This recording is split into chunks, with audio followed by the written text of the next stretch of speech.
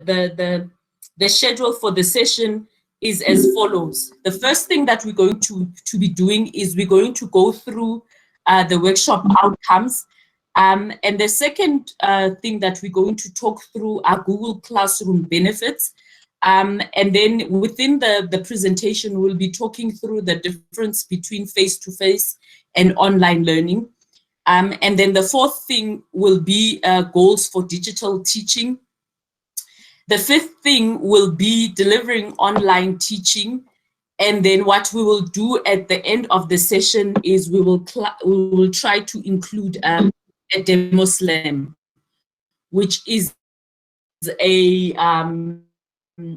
demonstration of what we are actually talking about. So what are the outcomes for the session? The outcomes for the session are as follows. To understand what you can do in the classroom, obviously using Google Classrooms, setting up classes in Google Classroom, to invite learners in our Google Classroom, to collaborate between teachers for insight on subject matters. So we'll be playing around, we'll be doing a full orientation of Google Classroom. And I must indicate that this will be the first of two Google Classroom orientation sessions. We've split the sessions because there are some elements within the classroom that require more time, and we've set those aside so that we focus when we do deal with them, we have enough time to focus and make sure that we don't leave any stones unturned. So I would like to start off with a quote from Alvin Toffler that says, "The illiterate of the 21st century will not be those who cannot read and write, but those who cannot learn, unlearn, and relearn." And I think the statement is true, has been true since COVID. Since COVID was set as a state of the nation disaster. When it was announced that there's lockdown, a lot of us didn't know what we would do or how we would move focus from where we were. We didn't know whether or not we'll keep on working whilst at home. And I think it was worse for teachers where we needed to start thinking about innovative ways of how we'd keep teaching and learning in the classroom. And I think what was at the top of the list for teachers was, or rather the questions that teachers had at the top of their minds was, how were they going to share learning resources with their learners with no contact, how they would maintain teacher and learner engagement whilst learners were at home. And I think we all know that when we're at home, the mind sort of works or functions in a different way. So how do you maintain that engagement and try to reach your learners whilst you're still at home? How then do you even support learners? We know that some learners struggle with face-to-face interventions. So how do we bridge the gap now that they're at home? And are we still required to meet the curriculum goals? And where we are required to meet these curriculum goals, how are we going to do it whilst we are at home? And because we're looking at meeting these curriculum targets, how is it even possible to assess, to do formative assessments with our learners whilst they're at home?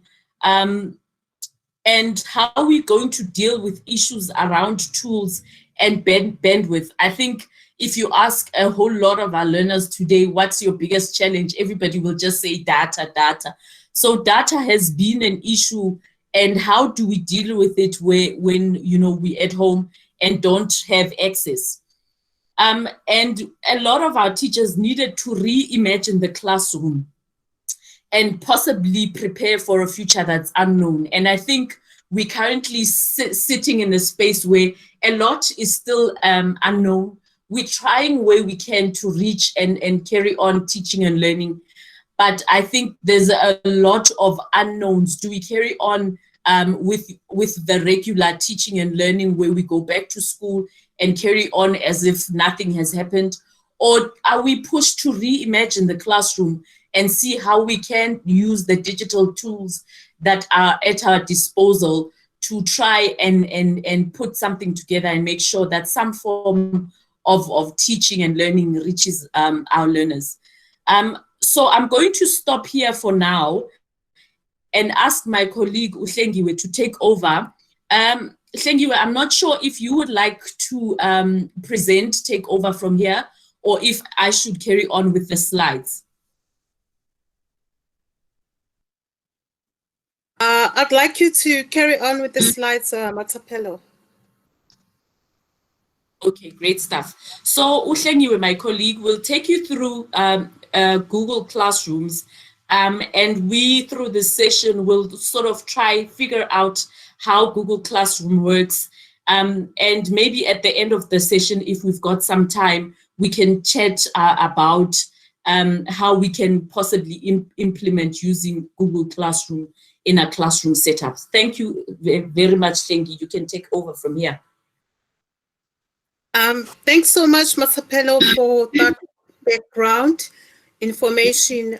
It's very useful. Good afternoon, colleagues. Thank you so much for attending the session. I'm now going to take you through the Google Classroom. Maybe you attended the meeting, you're not sure what Google Classroom is. So I'm going to briefly explain to you what Google Classroom is. It is a platform which allows you to create various online classrooms. So it's basically like your classrooms, your physical classrooms, but they are online. It allows you to communicate with your students, to share resources or material. You can create assignments. You can also mark those assignments online. And most importantly, it allows your students to share ideas. So that is Google Classroom in the nutshell. Now, reasons for using Google Classroom, to add on what Matapelo has said, or to allude to what Matapelo has shared with us. It's the access. We have experienced this during COVID, that we had to close, schools had to close down, and we had to immediately implement virtual classrooms. It's teaching beyond classroom walls. It's versatile, and also it is inclusive. And what is also great is that it allows for offline use, whereby you can download materials for offline use. Right, so now there are two platforms when you want to access Google Classrooms. It's the desktop as well as the mobile device. You can access it online using your laptop or your computer, and you can also access it using your mobile device. With your mobile device, you can also download the app Google Classroom. It's available.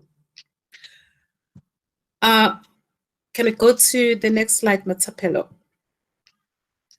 Right, so because we are teachers, we are professionals, we are going to take you through the teacher view, because I believe that we are here because we want to learn how to set up our own classrooms. How can we leverage the opportunities that are afforded by Google Classroom, right? So this is the teacher view. With the teacher view, you have an option to join the class as well as to create classrooms. Whereas with the learner view, they have an option to join the class. We can move on to the next slide, Matapelo. Right. Sorry, Matapelo. Can you go back a bit?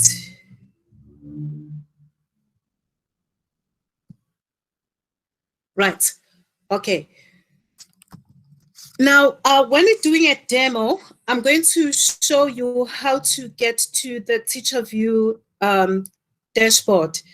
But for now, I'm going to theoretically explain everything. So if you feel I'm too fast, don't worry.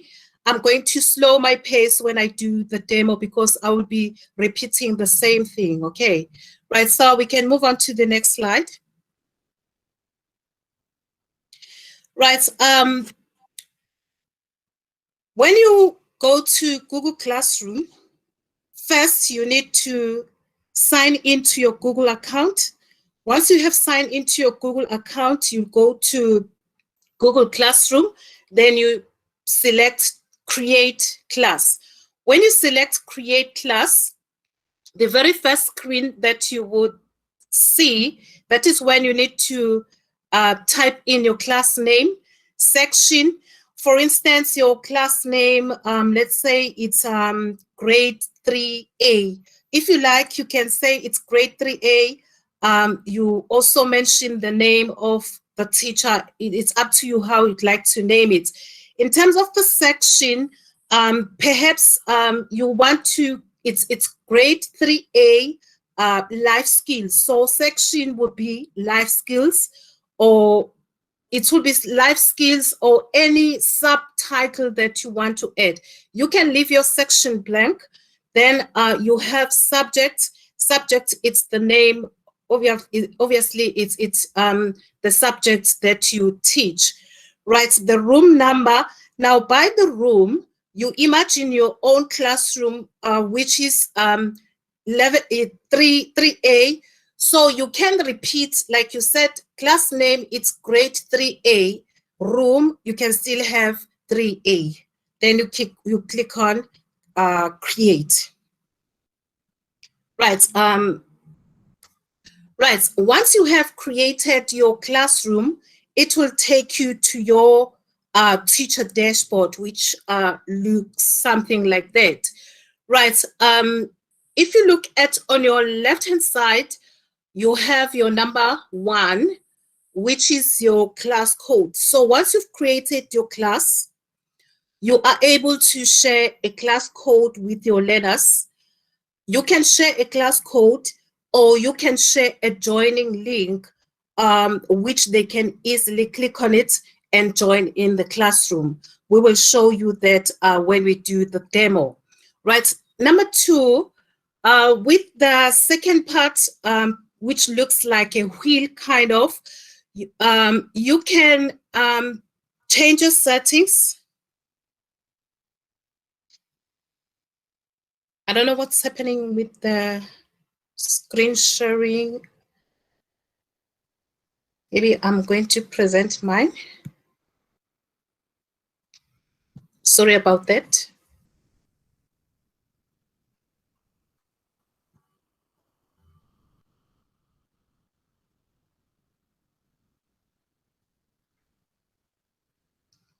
Tell me if you can see my screen. Can you see my screen? If I can get 1 yes, I'd be happy so that I can proceed. Yes. Yes, we can. Thank you so much. Right, so we're there in number 2, which are your settings, where you can edit your settings. Now, when editing your settings, you have your class details. You can allow student permissions. You can say whether you want to view or you want to see their post, or you allow them to comment on their colleagues' post. You can also set settings for grading. For instance, you want the grading to show the overall average, or you want the grading to show total points or weighting. You will learn that when you actually do it. Right, so that is your number 2. And then with number 3, what is lovely here, you know that our students are visual. So something that is visual and it's showing beautiful pictures, you know, they get excited, they love it, right? So you can select your theme. There is a range of themes which are available. I will show you that when we do the demo. And you, if you don't like any of the themes, you can upload your own photograph, right? Now there is a menu which in that menu I will quickly take you through the menu. We have stream, classwork. Sorry, Shengi, for a bit. Yes. Can we ask that everybody please switch off your cameras so that we try and save on data? Thank you, Shengi.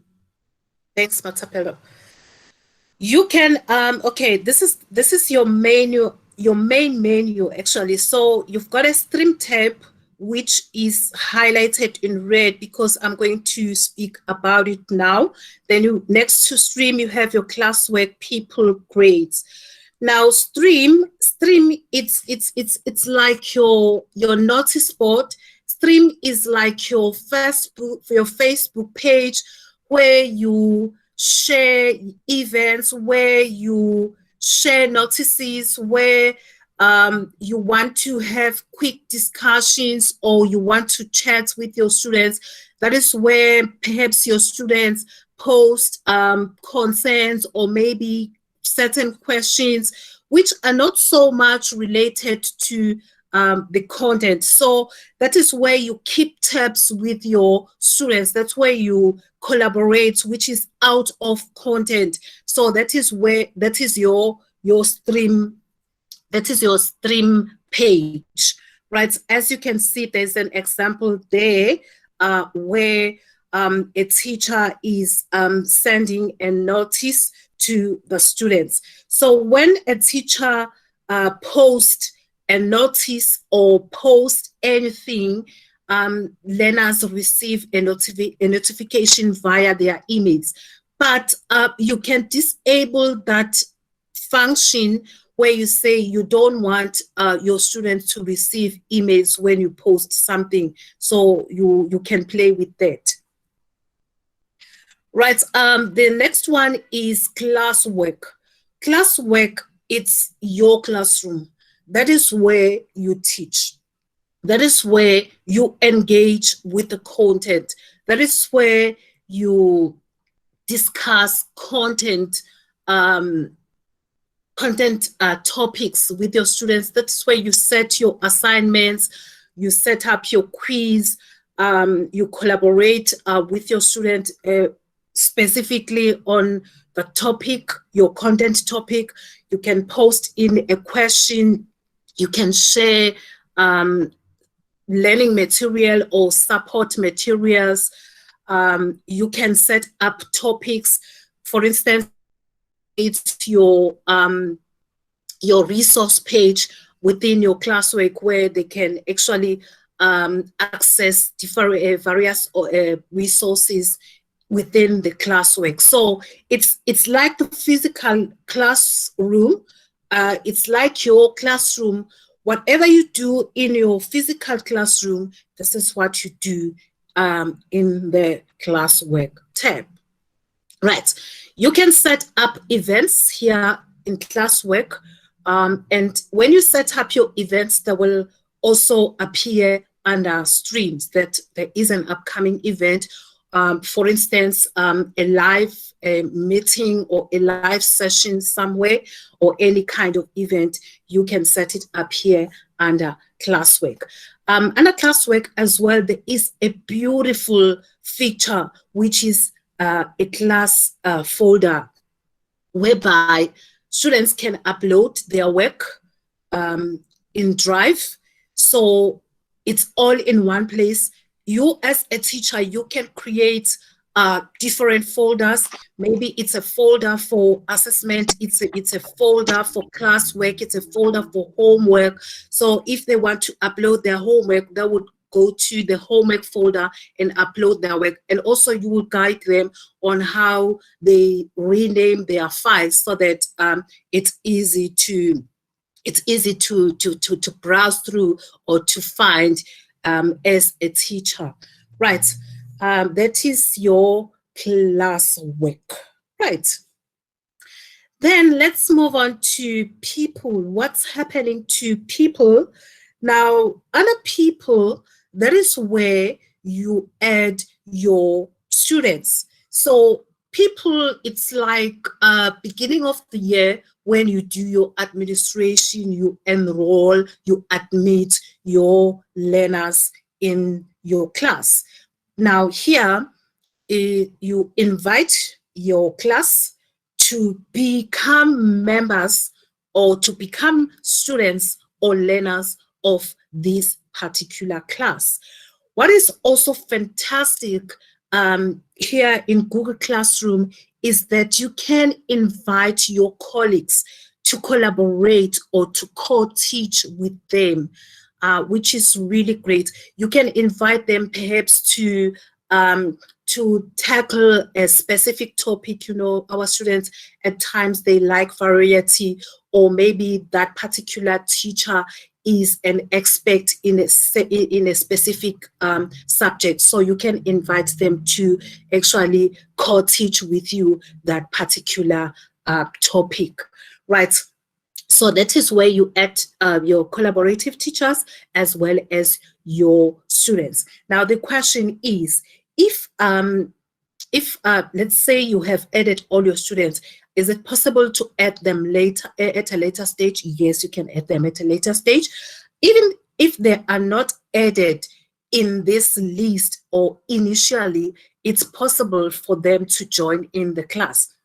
Another question will be, what if I want to remove that particular student? I've added them, but now I want to remove them from my class. Yes, you can remove any student at any time in that class. You can also add them as you need during the course of the year, right?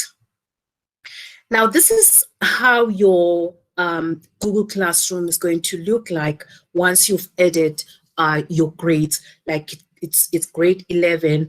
If you like, it doesn't have to go, you know, it doesn't have to be grades.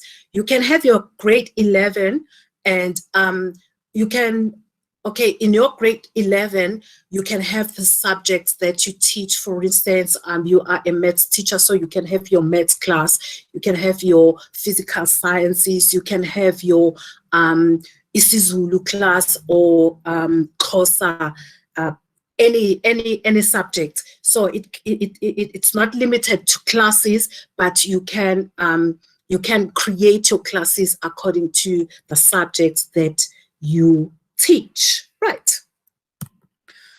All right, and the last one before our demo, it's grades, which is phenomenal.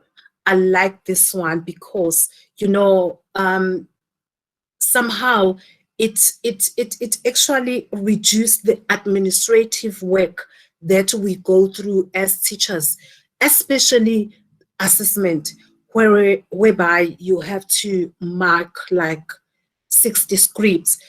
Well, you will still do the marking, but it will be less because other tasks you won't need to mark them. For instance, if it's a multiple choice task, you don't need to mark them. You are going to use the online assessment, which it's what we are going to cover in our next session.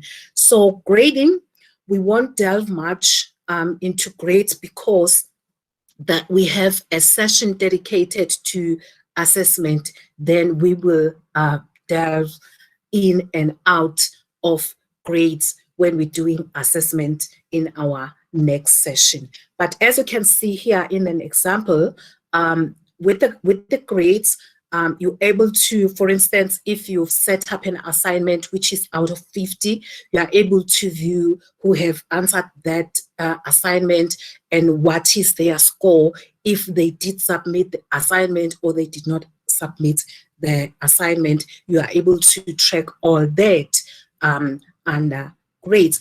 And also, you are able to view a class average. For instance, if the class average it's too low, you know that, you know what, this section requires my attention. Maybe I need to set up reinforcing task or activities, or I actually need to redo. So it informs your teaching as well.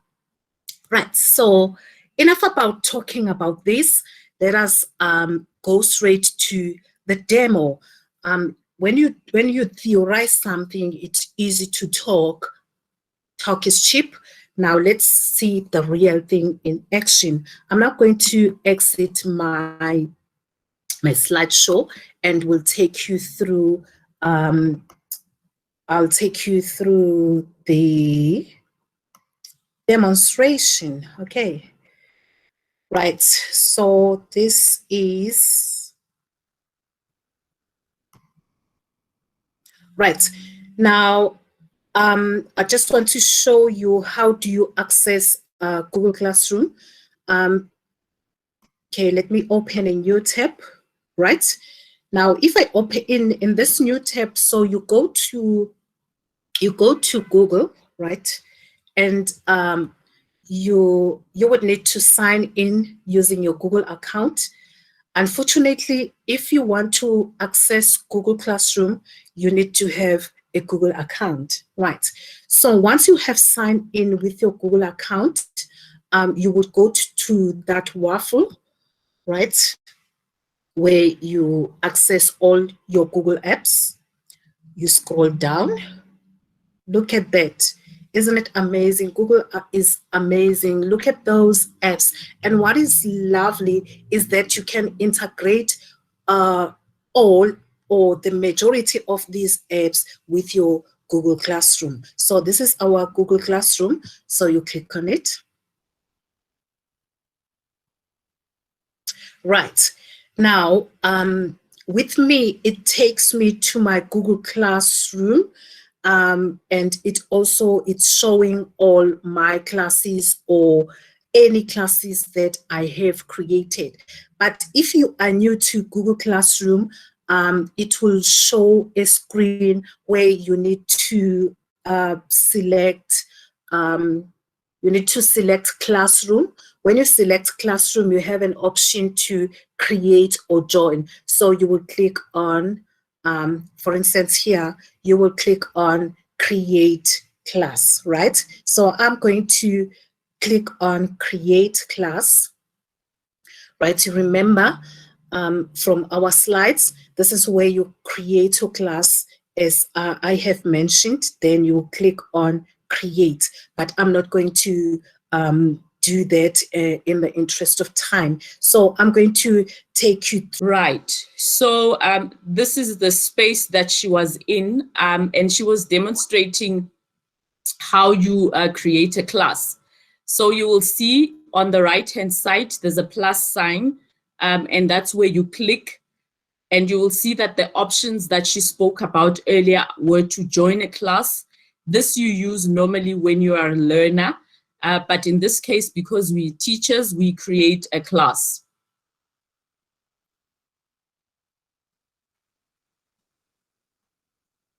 Right, so the class name that we're going to create, I'm not sure which class she was going to create, but I'm going to say grade 11D, because I've got my D. And under section, I'm going to leave it blank, because what happens is this G that you use there, if you put it under section, let me just demo it. If you put it under section, it appears as a smaller letter. And this is why we prefer adding it right at the top, so that it appears as big as a big letter. And the subject will be mathematics. And then we'll have it in room 01. And then you go create.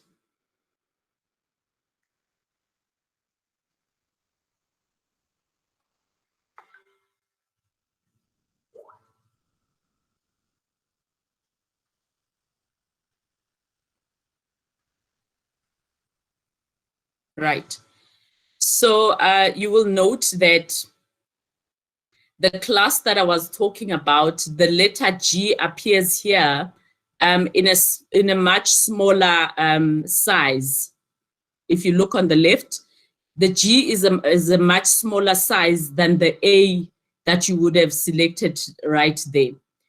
And within the class is the stream that she was talking about. And she mentioned that this stream part is almost like your class notice notice board. So what happens is you've got the option of welcoming all your learners.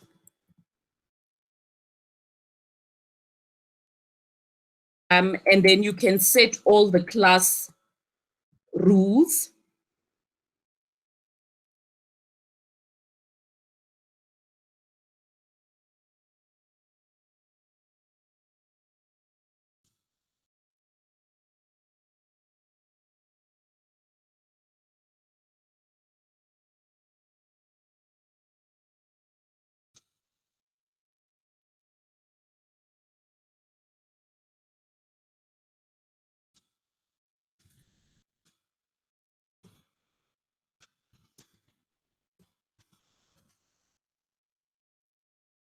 Right? And you will note that within the space, you're also able to attach a document, a picture, if you like. You're able to add a link, a YouTube link, or a file. So in this case, I won't add anything because I didn't prep for this demo, but I'll post on the stream. Now, once you've posted, you will see that your post stays on stream, and all the learners will get a notification via email that a teacher has posted something. Uhlengi is trying to reconnect. She will take over the minute she comes back. The next space that we talked about, I didn't mention that under stream, right there at the bottom, you will see that there's an option for learners to comment. So anybody who posts a topic in stream, all the participants or the learners that are part of the class are able to communicate with the teacher or with the rest of their class mates. Under classwork, you will see that on the right-hand side, you've got this lovely space that Uhlengi was talking about, which is the class drive or the class folder. And within this space, the ideal situation is that in the event that you've allocated an assignment and you would like each learner to upload their assignment, then they will create their assignment. Once it's completed, they will drop their assignment here, and you as the teacher will have access to every learner's assignment. But I think what's at the top, what's key to this area is that everything that you post as a teacher, you need to make sure that the document is not editable, because learners will then muck around with the work that you share. So the ideal situation is that whatever instruction that you share within the space is PDF'd and that learners can't edit it.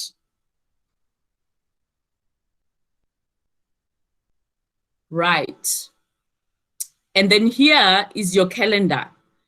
And in this calendar is where you will schedule all the activities that are part of the class. For instance, let's try to create an event and say live class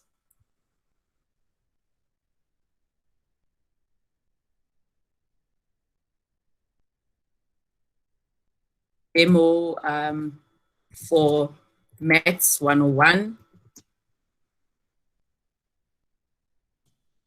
Right? So you create the event, you will see that it adds automatically a Google Meet video conferencing link, then you save it, right? So this event that you created will then appear in your stream, or rather should appear in your stream. Let's see if it does update.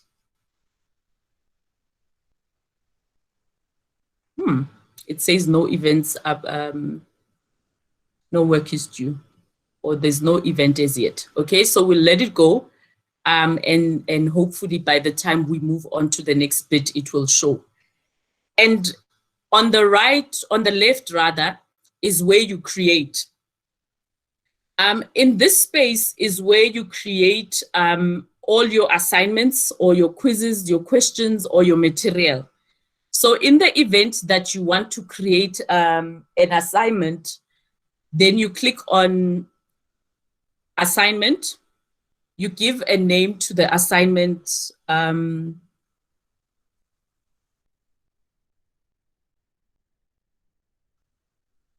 Is it algebra? Algebra. And then you share the instruction.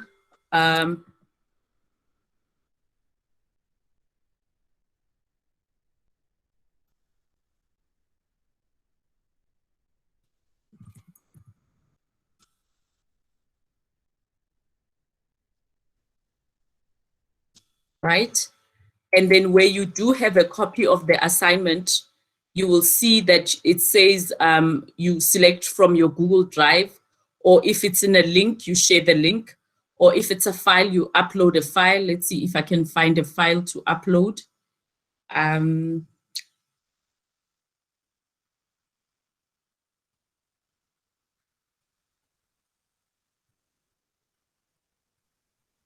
Okay, there's one assignment that I did.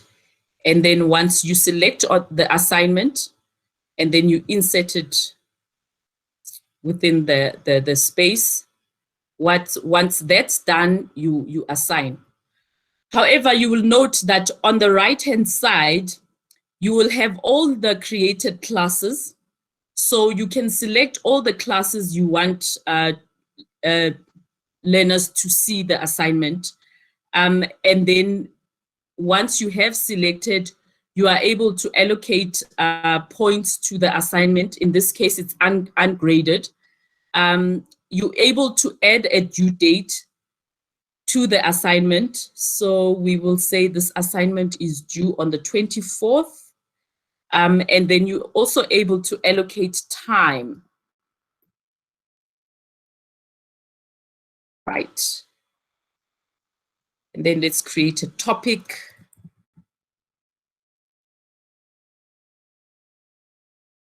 Biodiversity. And you will see that here is a space for a rubric. I think Uhlengi mentioned that we'll focus on rubrics later on because we will need a more in-depth insight on the platform. Once you've completed that, you are able to then assign the assignment to all the learners that you've selected. You can save the assignment as a draft. So in the event that you're still planning for the assignment and you just want to have the full details, you just save the assignment as a draft. And then where you feel like, you don't want to assign this anymore, you can discard. In this case, we will assign.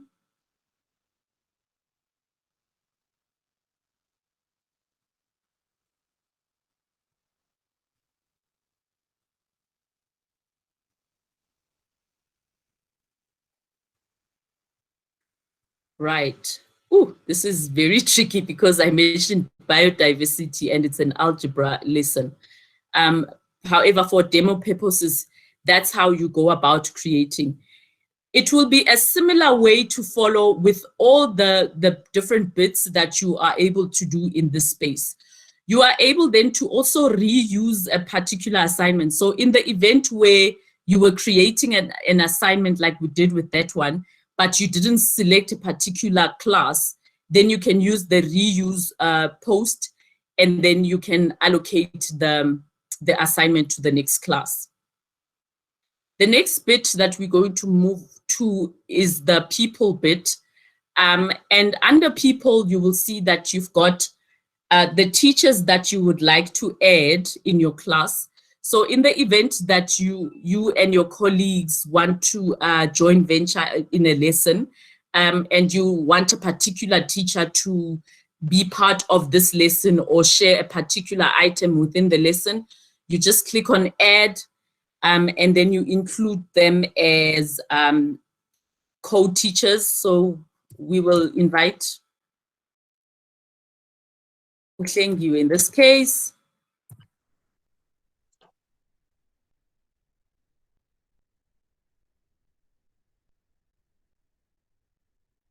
Right, you select, and then you invite.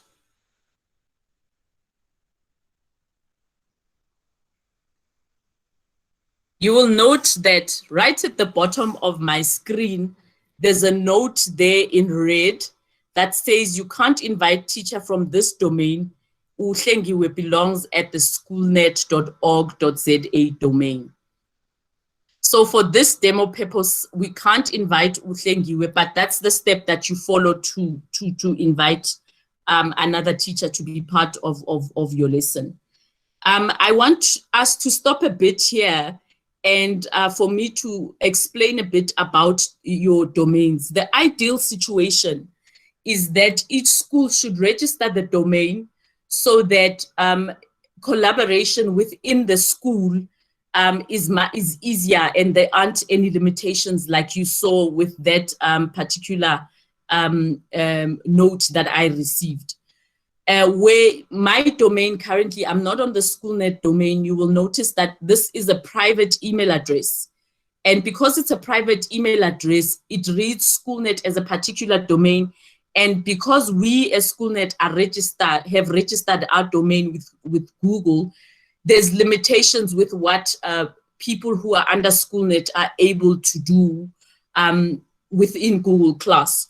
So the ideal situation is to have the school registered in a domain, and then once that's done, it makes it easier for collaboration to happen within a closed environment. The restrictions are setting based, so you are able to then amend and allow other people, or rather to whitelist other domains to be able to collaborate. So in the event where you meet a teacher from another school and you really like how the teacher is explained a particular concept, you are then able to invite that teacher over, but you'd need to whitelist that domain so that the engagement is not limited like I just experienced currently. And then what you are also able to do is you will see going back now to the people part of the demo, what you will notice is that you are also able to invite your learners. And when you invite your learners, it will be the same type of thing. So anybody who isn't part of my domain, I want to be able to invite. However, with learners, you will see that there's that option of sharing a link. And then when you copy that link, whoever receives that link is able to follow that link and be part of the classroom. Whilst we're still there, I think it's important that I go back so that we get the class code. You will see that immediately when I created the class, now I've gone back to the class, you will see that the minute you create a class, by default, Google Classroom will create a class code for you. Right? So this class code, you can copy the link. So it's the same link that I would have copied from inside the people. And if I share this class code with you or a learner, then the learner is able to sign into Google Classrooms, use this code, and is able to access the class as and when they are required to.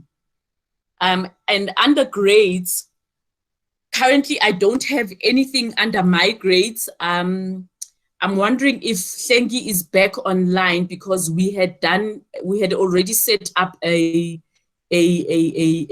class with grades for demo purposes. So let me just check if Hlengiwe is available to take over the grades part. And then, okay, so it seems she won't be able to take over.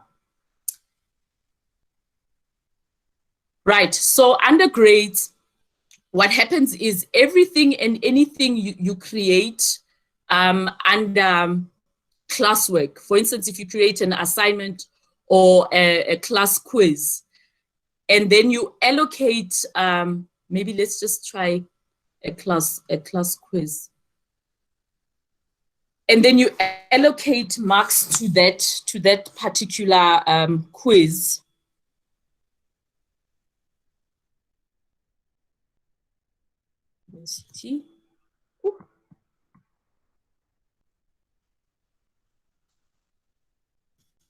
Complete as soon as possible. We all know that teachers would not use that word. They'll have proper timelines. And then we create. You will see that here, there's a drop down to create a document, slides, sheets, drawing or forms. And for this demonstration purpose, we will create a form, right? And it will open a new document.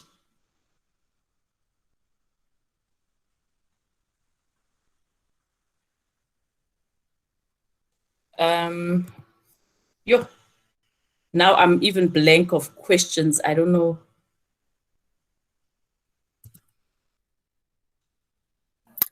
How many days? Hi, Madam, just a quick suggestion. You once created a grade 11A class. Isn't there grades on that class? On that class? Let me see if I can. Quinn, do you know which account I used to create the class? Was it a SchoolNet account? No, it wasn't a SchoolNet account. It was the account that you're using right now, if I'm not mistaken. Okay. Let me go back to one of my classes. Perhaps I've got a class. Thanks for reminding me, Queen.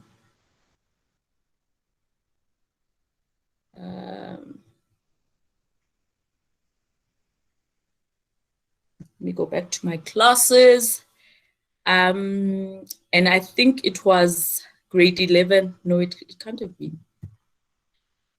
Let me check this one.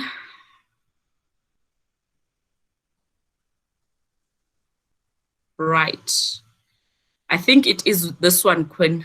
It was grade 11A. Great. There we go. So, yeah, thanks for reminding me, Quinn. So under grades, what you have is where you have created some form of assignment under classwork, and you've allocated marks to that assignment. Once you've marked the assignment, or every assignment then by default goes under grade. Every time you create an assignment or a assessment and it's graded, by default, it will go to grades. And you will see that I had created, I think it was 2 different assessments. And within these assessments, I had allocated marks for each of the assessments. And in the event that I need to, as a teacher, you need to look through or skim through learners who are doing badly in a particular subject, you are able to then use this space and look at all the learner marks. You're also able to get the class average. And this is the space that will then direct you and sort of show you how to target the class. Yeah. Sure. Apologies. Apologies. I'm just getting a lot of Skype messages regarding the session now. Right. So that's great. Those are the spaces that we had spoken about. And earlier I'd spoken about upcoming events. You would see here that I had created an account, or rather I had set an assignment, and I'd allocated a due date for the assignment. And right on the left under upcoming events, it's the classroom notified me of the assignments that are due. So when you click on that, this is all that's due, and then it will tell you when you've turned in the work, or the learners that have turned in the work, the number of assignments, and the grading for each task that you've allocated. So in the event that you've got 50 learners and only 30 of them have turned in their work, you're able to view all that data here and then make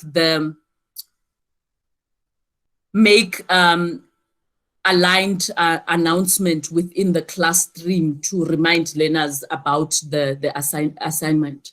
So what happens in Google Classroom is that each and every work that you share with your learners in the class space is then sent to each of the learners in the class in a form of an email.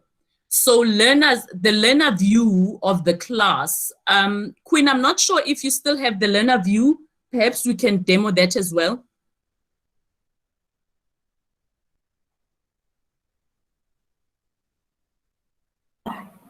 You will I'll share my screen. Thanks, Queen. So you will note that under the teacher view, we've got the stream, we've got the classwork, we've got the people, we've got the grades. But under the learner view, this grades bit is not included as part of the class. And this is simply because only the teacher has access to all the learner grades. And because teachers are able to interact one-on-one with the learners, then they are able to grade each learner's assignments and then give direct feedback without other learners knowing what each other's grades look like. I'm going to stop sharing my screen so that we have a view of the learner profile.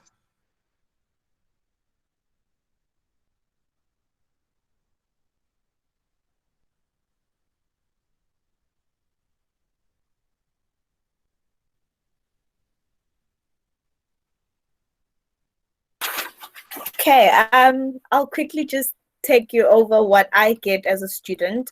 So what happened is when Matapelo created the algebra assignment, I received a notification on my emails that I have an assignment. It's called algebra and it's due on the 24th of September. And then this is my account. This is how it looks. And it also, there's a notification on our stream telling me that there's a new assignment called algebra. I already commented to my teacher telling them that there is no work attached, which means I am done doing my work. And anything that she posts is announced on the notice board, the stream. And then all my classwork are under the classwork tab, where I have my biodiversity project, as well as biodiversity and classification. And also I have people, this is who I'm able to see as my teacher, as well as my classmates. So as a student, I only have access to 3 tabs, which is stream, classwork, and people, and nothing more.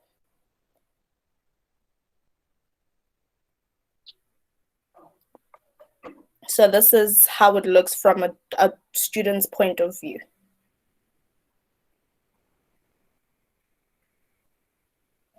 Matapelo, you can take over. Thanks, Quinn. I think with regards to the demo session, we're going to end it here. And we're going to go back to our presentation and briefly talk about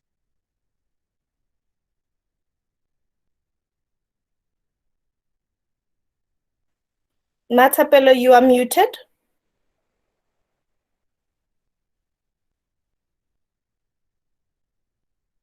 Right.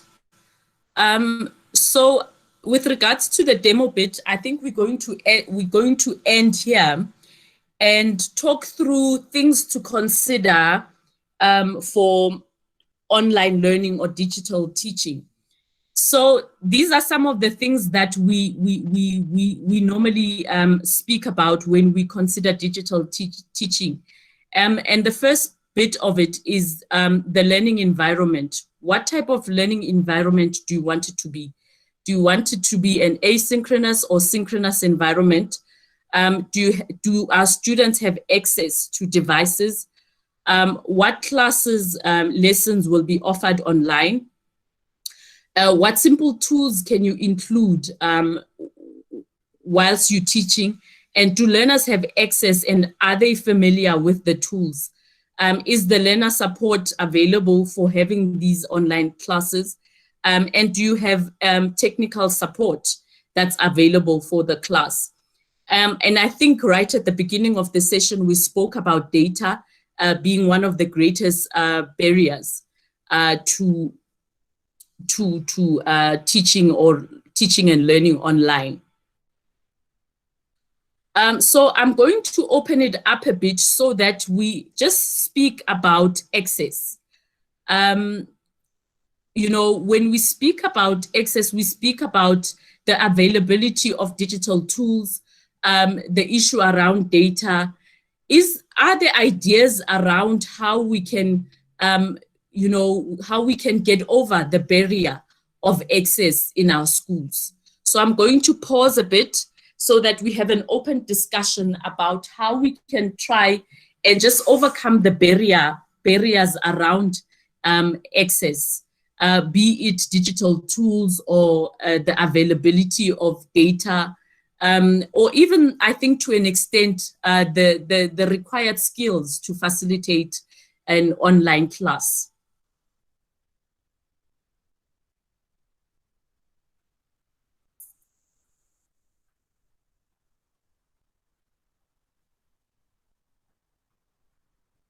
Would someone like to share what their thoughts are around the barriers that we experience with regards to access? I think it would be nice to have that screen again so that we keep track on the barriers. Okay.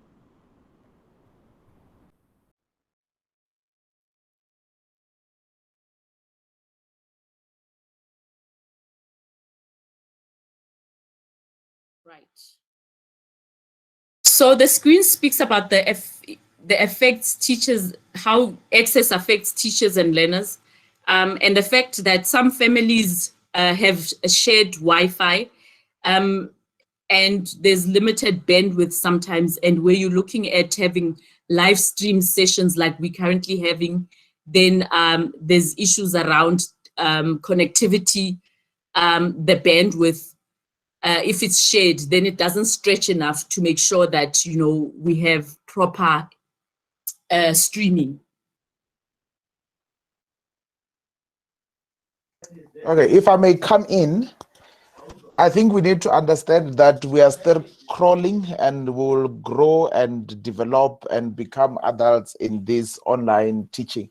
So we just have to find ways to talk to the parents. For example, the issue of Wi-Fi. Let's call parents meeting, however way that is possible to call a parents meeting, and give the problem to the parents to say, we want to see your children having education when this COVID-19 stop and go happens again. So how do we go about it?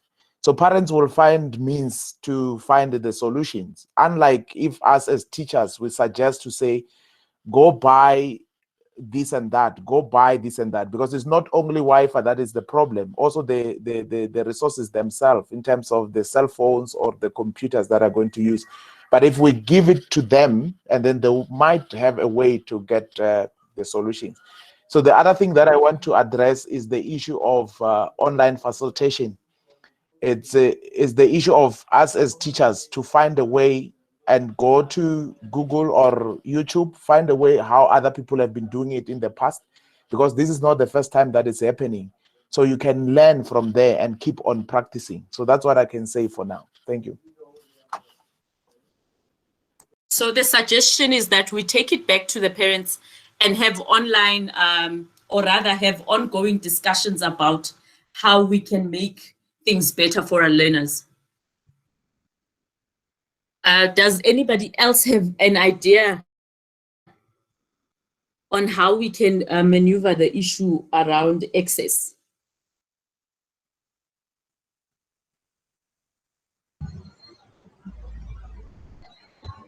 Hi. Hello? Tabungo here. Yes, Tabo. Yes, look, this is a bit of a challenge. Number one, it points to the lack of policy from a national or from a provincial level. In a sense that once any province adopts a strategy, an ICT strategy, that strategy should cut across in a sense that it will allow schools to have access to this kind of thing. So, and I believe that if any province is willing enough to take this by the horns, anything is possible. What am I talking about? If learners at a particular level of schooling can be allowed to have gadgets, either in a form of laptops or in a form of tablets, I think that in a way will enable the access aspect of it. But then at the moment, of course, we know we are sitting with a scenario where most of our provinces are very rural, and it becomes a challenge to really tackle this with whatever energy that can be summoned to do it. So it points to the policymakers of education to say we really need to come up with a new strategy of making sure that our schools, basically learners, are able to have access to this kind of things. Thank you very much. Thank you, Mr. Ngwe. I think you've taken it to a much higher level where our leaders need to be thinking about including all our learners and making a plan. And it shouldn't be just a school problem, but everybody must just engage and see how best we can allow access. Does anyone have a different thinking around the issue of access? Hi, Matapelo. Hello. Puti here in Free State. Yeah, yes, Mr. Yeah, I think this is an elephant in the room, and being an elephant in the room, it needs a national as well as at the national level, as well as the society at large. To come across the fact that maybe the national level, if the national can say okay, or can try to ensure that every household, especially the rural areas, because that's where the main challenge is, there's no access. As we all know, at the rural areas, most parents are not working, and as a result, there are no simple computer or PC. So if the government maybe can say or meet or maybe can try to donate one laptop per household, and then talk to the service providers like Telkom, Vodacom, etc., maybe to donate some data, I think this problem can be, minimized in a way. And then I think it will make the work of us as educators be much simpler, because every household will be able to have an access to the internet. And during this time of COVID, those learners who are being, taught at home, we as educators will be able to reach out for those learners. We'll be able to teach the learners using this online platforms. If the government can, come up with, a strategy maybe to try and fund or rather donate one PC, per household, especially those that are in dire need of the resources. Thank you.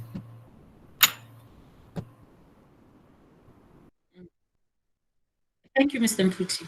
So it seems that the idea is around, our leadership making sure that they firstly realize that it's only through having access that education can still go on. And I mean, Queen, can you take over? I followed the news as soon as lockdown was announced, and taxes attracted especially.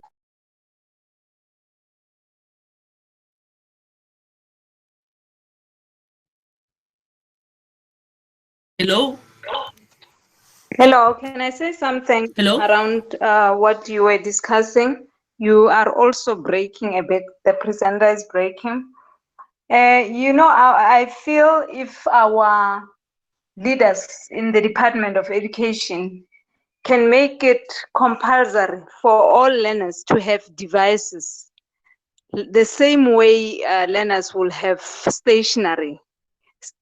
Devices become part of the stationery, then we can get this thing right.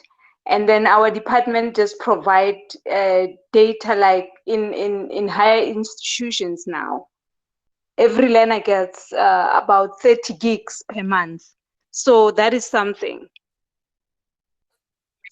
Yeah, I think it's a possible solution. It is. And I mean, I was speaking to a learner who's currently in varsity, and they've been studying from home. Yes. And she was saying she doesn't understand why she has to go back to school, because she's been able to complete her studies that were required for the term, and she felt more comfortable working from home than being on campus. It is comfortable. Yeah, so I think COVID has changed the dynamics of how we should view education worldwide. And I must say that this is not just the South African issue. We've been following other countries, and everywhere we're having a similar conversation where people are looking at having alternatives, and where possible, even cutting on costs around school fee to make sure that we have this access. So the conversation is wide. And I don't think it's a conversation that we can bolt down and seal immediately. But I think it's important that we in South Africa as well, from different parts, share our views so that we inform whoever it is that will make a decision moving forward. Because I think there is a change. It's coming slowly, but we have to consider this change and see how best we can apply this change. I don't know if I'm leaving anybody else out who would like to comment before we move on to the next slide.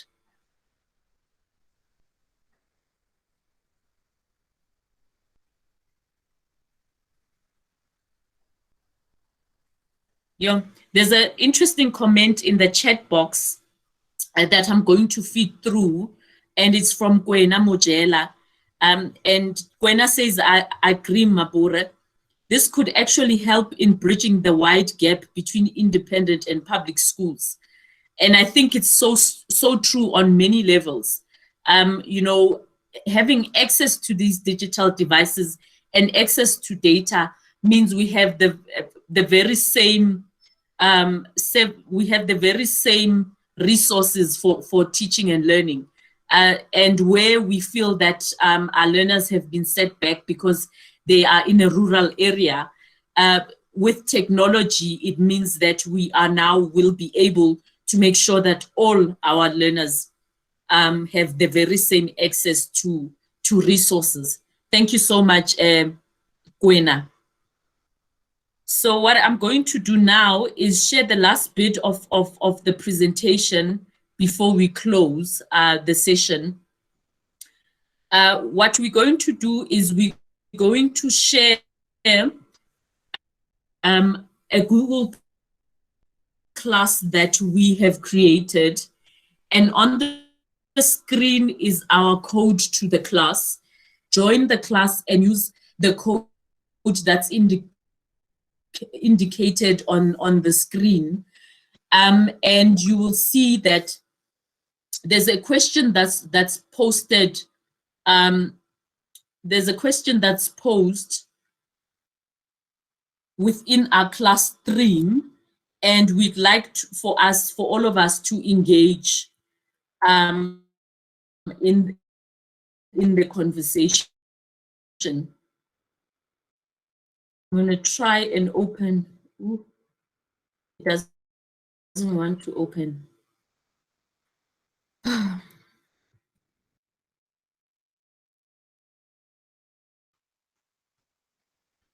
Day. But we would like to carry the conversation and make sure that we get as much insight as possible from everybody. So if you could just join our class and just respond to the question that's currently posed there. Oh, right. Great stuff. So the class you'll see is grade 11A. And Uhlengiwe there has posted the very same question around access. And it says access devices, connectivity, data, so it's access in various forms, is one of the biggest barriers to implement remote learning.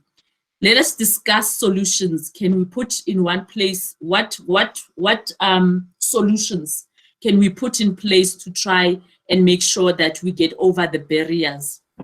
And there's some readings for us included in a form of a PDF.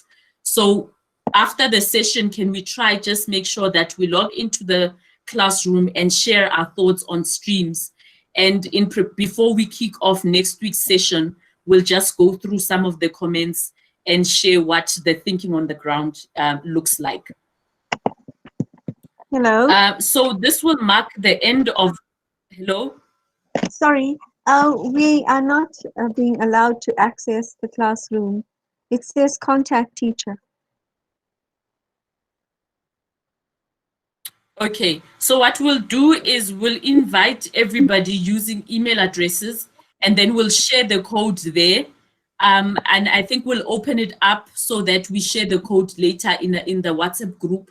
So if you haven't joined the WhatsApp group, please just make sure you follow the WhatsApp group. I'm going to reshare the link in the chat box. Please join the WhatsApp group, and then we'll extend the discussion to the class the minute we open it up to everyone else. So as the last slides to today's session, we just wanted to share the schedule for the remaining training sessions that we've planned till November.